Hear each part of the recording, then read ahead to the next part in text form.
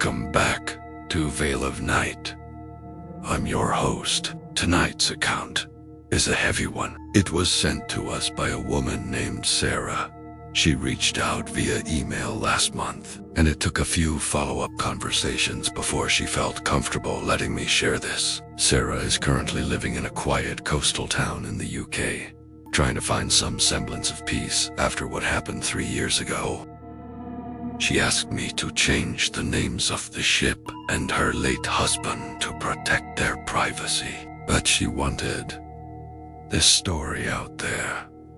She told me, people think luxury is safe. They think a fresh coat of paint hides the rot. It doesn't. This isn't just a ghost story for Sarah. It's the lost memory she has of the man she loved. Let's head out to the open water. This is Sarah's story.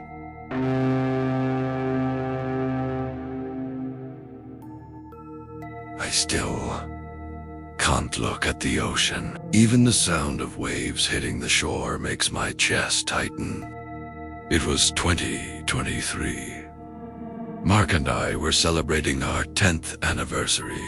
Mark was the researcher in the family. He loved history, especially maritime history. So, when he found a deal on a boutique cruise ship called the Sovereign Star, he was ecstatic. He told me the ship had a soul. It was originally launched in 1986, a pride of the seas, until a major mechanical failure and a small fire in 98 left it derelict. It sat in a dry dock for decades, rusting away, until a private investor bought it at auction, gutted it, and rebranded it as a luxury vintage experience. It's a miracle of engineering, Sarah, he'd say, showing me the glossy brochures. They kept the original brass fixtures, but updated everything else. We boarded in Southampton. The ship looked perfect. Too perfect. That smell of fresh carpet and expensive citrus cleaner was so thick, it felt like it was trying to hide something sour.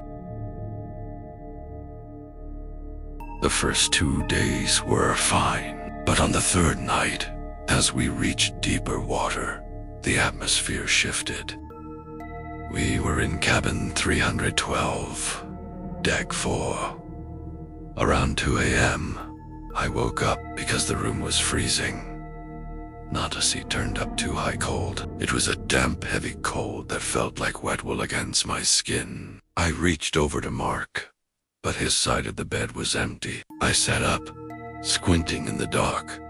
The bathroom door was cracked open. A thin trail of water dark. Murky water led from the bathroom door right to the edge of our bed. "Mark," Primera whispered. No answer. I stood up, my bare feet hitting the carpet. It was soaking wet. I walked to the bathroom and pushed the door. Mark was standing over the sink, staring into the mirror. The lights were off, but the moonlight through the porthole hit him just right. He didn't turn around. He just said, "Do you hear the engine, Sarah?" I listened. All I heard was the faint hum of the ship. "Yeah, I hear that. Let's go back to sleep, honey." "No," he whispered. His voice sounded thin. "The old engines, they're screaming. They never stopped screaming since 98. I grabbed his arm to pull him away, and I gasped. His sleeve was dripping wet. Not with tap water. It smelled like salt, old grease, and decay. I turned on the light. Mark looked at me, and his eyes were bloodshot, his face pale. "I think there's a leak," he said blankly. I looked at the floor. The water wasn't coming from the pipes.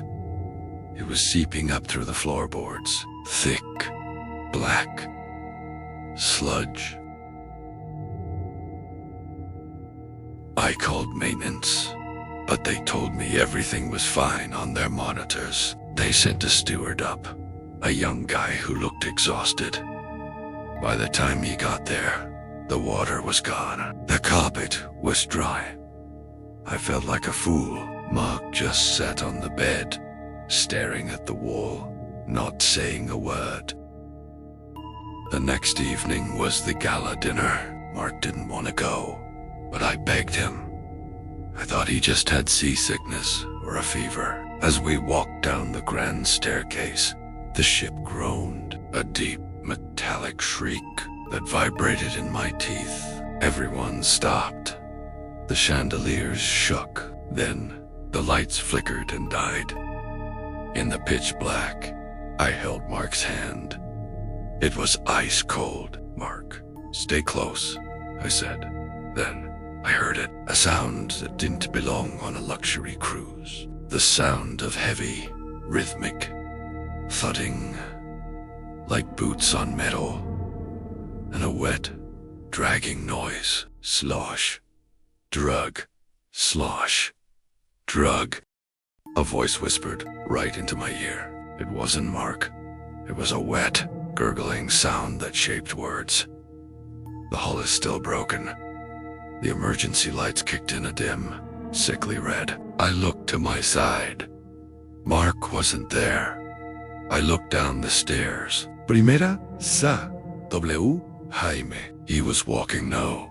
He was being drawn toward the heavy steel door that led to the engine room access. He looked back at me once. His face wasn't scared. He looked hollow, like he wasn't behind his eyes anymore. "Mark! Stop!" I screamed. I ran after him, but the hallway seemed to stretch. The red lights made the red carpet look like a river of blood. I reached the engine room door just as it slammed shut. I hammered on it. It wouldn't budge. I could hear him on the other side, but I also heard them. The sounds of men screaming, the sound of rushing water, the sound of 1998.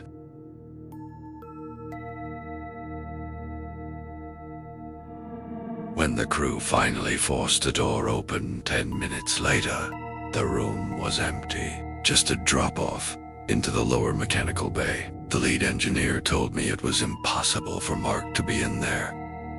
That area had been sealed off during the renovation. It was a dead zone. They found him 2 hours later. He was in the very bottom of the ship, in a crawl space that shouldn't have been accessible. He had drowned.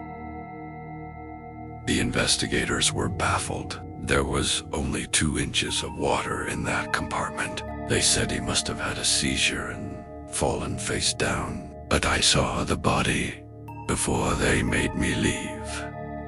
Mark's lungs were full of seawater, not the filtered water from the ship's tanks. Seawater filled with rust flakes and oil, the kind of grime you'd find in a wreck that's been sitting at the bottom of the harbor for 20 years. And on his ankle, there were bruises, 5 distinct finger marks, black like grease stains. The ship is still sailing under a different name now.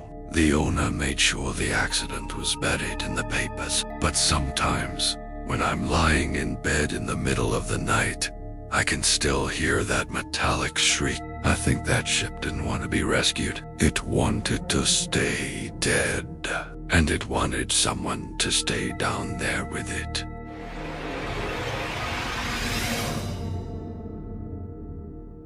I want to thank Sarah for having the courage to share that with us. It's been 3 years, and she told me she still hasn't received a clear answer from the cruise line about how Mark ended up in a sealed compartment. Some secrets are kept behind steel doors for a reason. If you've ever been somewhere, a ship, a hotel, an old house where the past felt a little too present, I want to hear your story. You can send your experiences to the email in the description below. We treat every submission with the respect it deserves. Until next time, keep the lights on and stay safe.